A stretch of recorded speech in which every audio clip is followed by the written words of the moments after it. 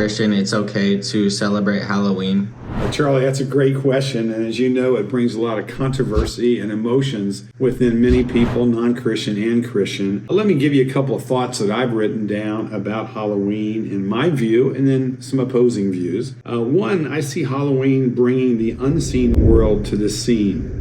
It can have advantages because it can let people know that demons are real. They're not just fantasy, because during Halloween, it's the time of the high priest within Satan, the highest form of worship and the greatest amount of worship that they do every year.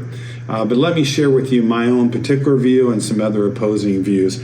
My view personally is that Christians don't take Ephesians 6:10 through 20 seriously. The whole issue about the whole armor of God and spiritual warfare is very real.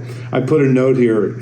If you take it seriously, then how can you celebrate Halloween, as is evident in most of society here in the United States? Ephesians tells us in Ephesians 6:10 through 20 that there's a spiritual war going on, and we need to win our war and not lose our war, and to celebrate that issue of demons, the demonic, the unseen world. The advantage is to make people aware of things in the unseen world, in the scene. The disadvantage is that you're celebrating something that's very evil.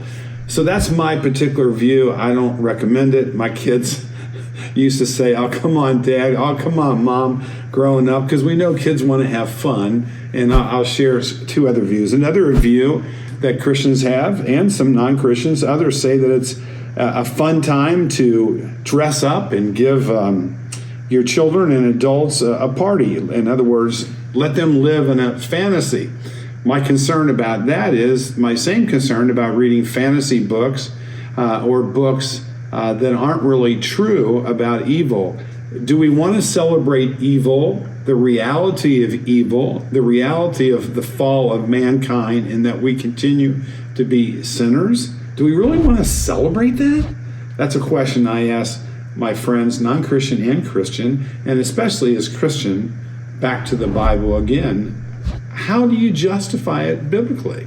And then third is, another view is a lot of Christians have their kids dress up, we've even done this before, as biblical characters.